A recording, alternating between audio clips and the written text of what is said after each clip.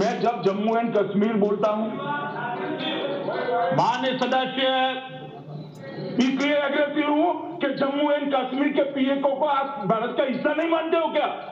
Aggressive ना हो, जान दे देंगे इसके लिए। क्या बात कर रहे हो आप? एग्रेसिव होने की क्या बात कर रहे हो? जान दे देंगे इसके लिए। नमस्कार, मैं घनश्याम कुमार। आज के इस ऑडियो संवाद कार्यक्रम में आप सभी का बहुत बहुत स्वागत एवं अभिनंदन करता हूं। आइए आज की चर्चा में हमने शामिल किए हैं केंद्रीय गृह एवं सहकारिता मंत्री श्री अमित शाह को। अमित शाह अपने फैसलों के लिए जाने जाते हैं, अपने उस बेहतर प्रशासनिक व्यवस्था के लिए जाने जाते हैं जिसको लेकर उनकी बार बार प्रशंसा की जाती है। आइए आज हम लोग लोकसभा चुनाव 2024 को ध्यान में रखते हुए इस बात को समझने का प्रयास करते हैं कि दरअसल अमित शाह के व्यक्तित्व के पीछे वो क्या कुछ हैं जो हम सभी को जानना चाहिए और उनका सफ़र गुजरात से लेकर केंद्रीय गृह मंत्रालय तक किस प्रकार रहा और इस सफ़र में उनके साथ किस तरह की क्या कुछ गतिविधियां जुड़ी रही। आइए हम लोग आज की चर्चा में समझने का प्रयास करते हैं। भारतीय जनता पार्टी के पूर्व अध्यक्ष और देश के गृह मंत्री अमित शाह का जन्म 22 अक्टूबर 1964 को मुंबई में रह रहे एक गुजराती परिवार में श्रीमती कुसुमबेन और श्री अनिल चंद्र शाह के घर हुआ। अमित शाह के दादा गायकवाड़ के बड़ौदा स्टेट की एक छोटी रियासत मानसा के नगर सेठ थे। 16 साल की आयु तक अमित शाह अपने पैतृक गांव मानसा गुजरात में ही रहे और वहीं से उन्होंने प्राथमिक शिक्षा प्राप्त की। अमित शाह की प्रारंभिक शिक्षा गायकवाड़ स्टेट के प्रमुख शास्त्रियों की देखरेख में भारतीय मूल्य परंपरा के अनुसार हुई। भारतीय शास्त्रों, ऐतिहासिक ग्रंथों, व्याकरण तथा महाकाव्यों का अध्ययन उन्हें बचपन में कराया गया। भारतीय दर्शन और ग्रंथों के प्रति उनकी अध्ययनशीलता आगे भी बनी रही। अमित शाह की प्राथमिक शिक्षा पूरी होने के बाद उनका परिवार अहमदाबाद चला गया। शाह के जीवन पर उनकी मां का विशेष प्रभाव रहा। उनकी मां गांधीवादी थी। खादी पहनने की प्रेरणा अमित शाह को उन्हीं से मिली। युवा काल में प्रारंभिक शिक्षा ग्रहण करने के दौरान तथा अनेक राष्ट्र प्रेमियों की जीवनियों को पढ़ने के बाद उनके मन में राष्ट्र प्रेम व राष्ट्रभक्ति की भावना पैदा हुई। वे के.एम. मुंशी के लेखन से काफ़ी प्रभावित रहे। आपातकाल के दौर में जब देश में 1977 के आम चुनाव हो रहे थे तब शाह 13 साल के थे। वे मेहसाना लोकसभा सीट से जनसंघ के टिकट पर चुनाव लड़ रही सरदार वल्लभ भाई पटेल की बेटी मणिबेन पटेल के लिए गलियों में पोस्टर स्टिकर लगाने निकल पड़े थे। अमित शाह का सार्वजनिक जीवन संघ के तरुण स्वयंसेवक के रूप में 1980 में 16 साल की आयु में शुरू होता है। इस बीच वे अखिल भारतीय विद्यार्थी से भी जुड़े। 1982 में शाह को अखिल भारतीय विद्यार्थी परिषद की गुजरात इकाई का संयुक्त सचिव बनाया गया। परिषद कार्यकर्ता के साथ साथ उन्होंने 1984 में भाजपा के लिए नारायणपुर वार्ड के सांगवी बूथ के पोलिंग एजेंट के नाते भी काम किया। वे इस वार्ड के पार्टी सचिव भी बने। वर्ष 1987 में अमित शाह भाजपा के युवा मोर्चा से जुड़े। अध्ययनशील स्वभाव होने के कारण अमित शाह 80 के दशक में दीनदयाल शोध संस्थान से भी जुड़े। वे इस संस्थान के प्रदेश इकाई में 8 वर्षों तक कोषाध्यक्ष होने के नाते जुड़े रहे। इस दौरान राष्ट्रीय ऋषि नानाजी देशमुख के निकट रहने तथा उनकी कार्यशैली को देखे और सीखने का अवसर अमित शाह को मिला। साल 1989 में अमित शाह भाजपा के अहमदाबाद नगर सचिव बने।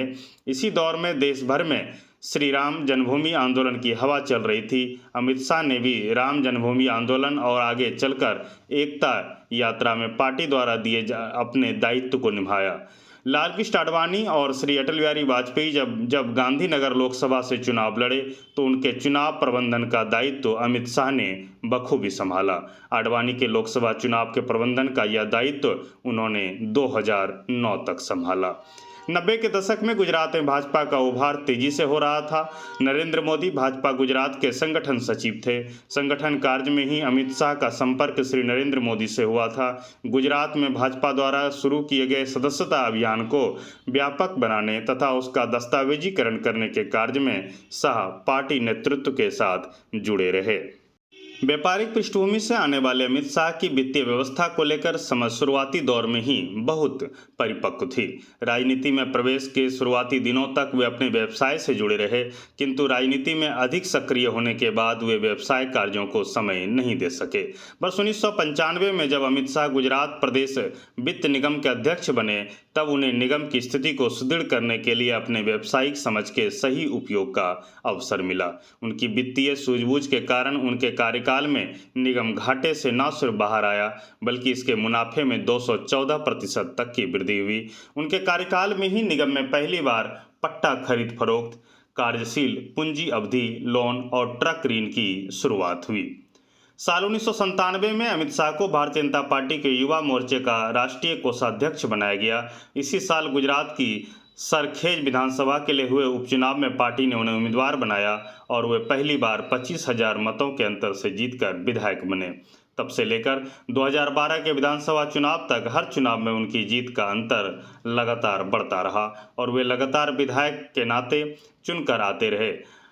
नारायणपुरा से जब वह 5वीं बार विधानसभा चुनाव लड़े तो मतदाताओं की संख्या पूर्व से 1/4 रह जाने के बावजूद जीत का अंतर 63,235 वोट रहा।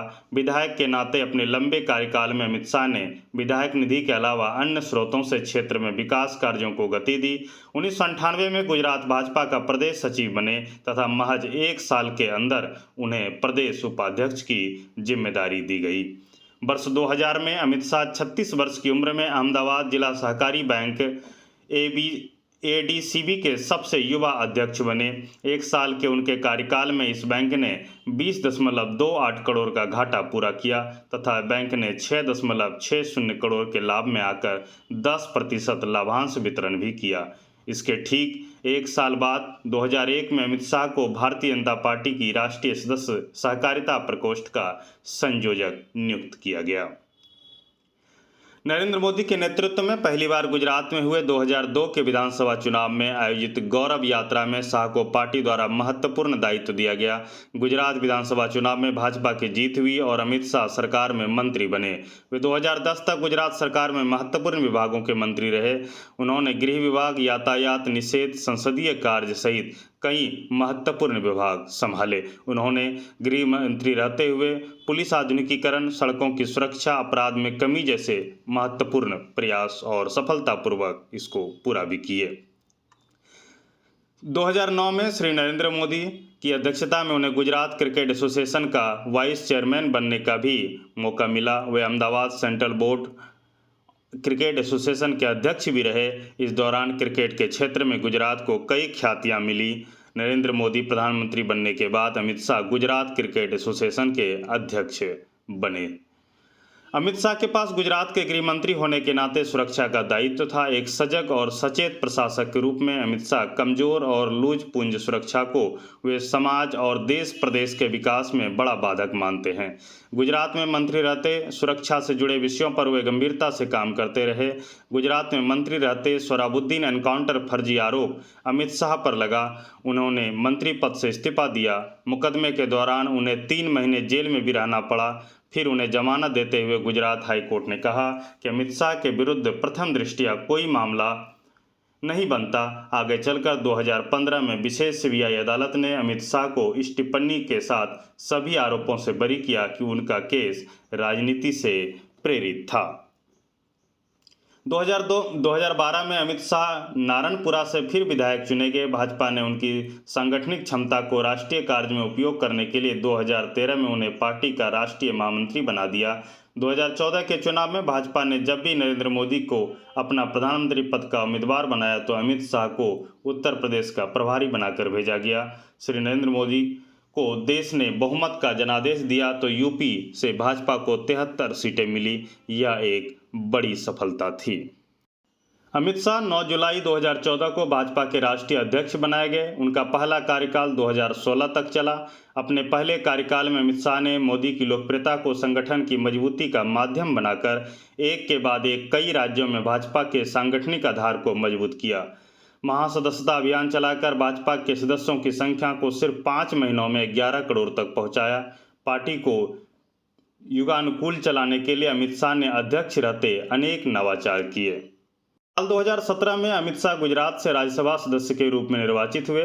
भाजपा का राष्ट्रीय अध्यक्ष बनने के बाद अमित शाह ने पार्टी की विचारधारा कार्यशैली को आगे बढ़ाने के लिए देश के हर राज्य में संगठनात्मक प्रवास किया। इस दौरान भाजपा को कई महत्वपूर्ण चुनावी सफलताएं भी मिली। 2019 का लोकसभा चुनाव आते आते पार्टी का आधार देश भर में व्यापक हो चुका था। नरेंद्र मोदी की लोकप्रियता का आधार और मजबूत हो चुका था। नरेंद्र मोदी के नेतृत्व में जब भाजपा 2019 के चुनाव में गई तो 2014 से भी बड़ा जनादेश हासिल किया। 1997 से लगातार 2017 तक गुजरात विधानसभा सदस्य के रूप में जनप्रतिनिधि रहे अमित शाह 2019 में पहली बार गांधीनगर से लोकसभा का चुनाव लड़े। उन्हें गांधीनगर से विराट जीत मिली। लगभग 70% वोट हासिल कर 5,57,000 वोटों के अंतर से उन्होंने अपने निकटतम प्रतिद्वंदी से जीत हासिल की। 2019 में दोबारा चुनकर आई मोदी सरकार में अमित शाह गृह मंत्री बने।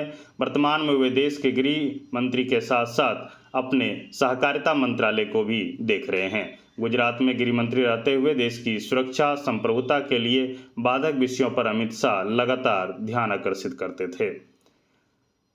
उनके गृह मंत्री रहते हुए केंद्र की मोदी सरकार ने अनुच्छेद 370 समान नागरिक संहिता सहित देश की आंतरिक सुरक्षा को अवैध बनाने से जुड़े अनेक ऐतिहासिक और दशकों से लंबित विषयों पर समाधानपरक निर्णय लिए हैं। अमित शाह सुरक्षा को देश की प्रगति में अहम कारक मानते हैं। अनुच्छेद 370 जैसी दशकों से लंबित समस्या का स्थायी समाधान होने से कश्मीर घाटी में शांति और प्रगति की राह खुली है। कश्मीर में अलगाववाद और आतंकवाद के मंसूबों को इस ऐतिहासिक निर्णयों ने हतोत्साहित किया और कमजोर किया है। वहां नवाचार की संभावनाएं तेजी से बढ़ रही है। पूर्वोत्तर राज्यों की सीमाओं तथा वहां की आंतरिक सुरक्षा से जुड़ी लंबित समस्याओं का शांतिपूर्वक हल भी गृह मंत्री बनने के बाद अमित शाह ने किया। ब्रू रियांग समझौता, असम मेघालय सीमा विवाद का हल, बोडो समस्या का निराकरण जैसे प्रमुख विषय शामिल हैं। वामपंथी उग्रवाद के खिलाफ जीरो टॉलरेंस की नीति पर अमित शाह ने ठोस रणनीति बनाई। आज वामपंथी उग्रवाद का क्षेत्रफल दायरा तुलनात्मक रूप से बहुत कम हुआ है। आतंकवाद को लेकर देश की आंतरिक सुरक्षा व्यवस्था की मुस्तैदी का परिणाम कि आतंकवादी मंसूबे छिटपुटवा सीमाओं तक सीमित है। गृह मंत्री बनने के बाद अमित शाह ने आपदा प्रबंधन के नए दृष्टिकोण को मोदी जी के 10 सूत्रीय एजेंडे के अनुरूप व्यवस्थित करने का पूरा खाका तैयार किया। आपदा प्रबंधन को आपदा पूर्व की योजना से लेकर राहत एवं पुनर्वास तक का दृष्टिकोण रखा। समाज में व्याप्त नशे के कारोबार की चुनौती तथा ड्रग्स कंट्रोल को लेकर गृह मंत्री रहते अमित शाह ने नीतिगत स्तर पर अनेक कदम उठाए जो युगानुकूल भी है और प्रभावी भी सिद्ध हो रहे हैं। नरेंद्र मोदी ने 6 जुलाई 2021 को जब सहकारिता मंत्रालय का गठन किया तो अमित शाह को सहकारिता मंत्री का दायित्व भी मिला। सहकारिता क्षेत्र में अमित शाह का अनुभव विस्तृत एवं व्यापक है। सहकारिता आंदोलन को आज के समय की चुनौतियों के लिए तैयार करने, अस्थिरता को समाप्त करने, पारदर्शिता युक्त व्यवस्था का निर्माण करने तथा सहकारिता क्षेत्र में छोटे से छोटे किसान का भरोसा बहाल करने के लक्ष्य के साथ अमित शाह इस मंत्रालय के माध्यम से कार्य कर रहे हैं। हम उम्मीद करते हैं आप सभी जो हमारे साथ जुड़े हुए हैं और लगातार हमारी बात आप तक पहुंच रही है, निश्चित रूप से हमारे इन प्रयासों से लाभान्वित हो रहे होंगे। हमारा उद्देश्य कि आप तक केवल उन जानकारियों को पहुंचाने के लिए लगातार प्रयासरत बने रहना जो आपके सामने व्यक्ति विशेष खासकर 2024 के लोकसभा चुनाव में एक अहम किरदार के रूप में मौजूद हैं।